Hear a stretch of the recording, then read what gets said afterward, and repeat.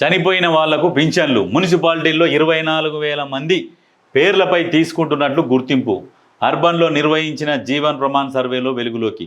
మృతి చెందిన వారి పింఛన్ల తొలగింపు. రాష్ట్రంలో 19.04 లక్షల మంది లబ్ధిదారులకు లైవ్నెస్ అథెంటికేషన్. ఇప్పటి వరకు 15 లక్షల మందికి పైగా వివరాల సేకరణ. అయితే అధికారులు ఏం చేస్తున్నారు? ఈ గుడ్డి గుర్రాల పనులు తోముతున్నారా?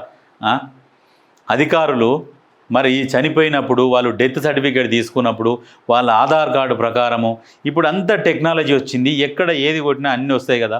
మరి ఎందుకు ఈ ప్రజల సొమ్ము ఇట్లా ఆగం చేస్తున్నారు? చనిపోయిన వాళ్ళకు పింఛన్లు ఎందుకు? దీని పేరు మీద ఎవరు తిన్నారు? ఎప్పుడు చూడు నిజంగా మన దేశంలో ప్రతి ఒక్కడు కరప్టెడే. నెంబర్ 1 రెవెన్యూ డిపార్ట్మెంట్, తర్వాత పోలీస్ డిపార్ట్మెంట్, తర్వాత మిగతా మున్సిపల్ డిపార్ట్మెంట్, ఇక ఇట్లా పోతే ప్రతి డిపార్ట్మెంట్ అవినీతే.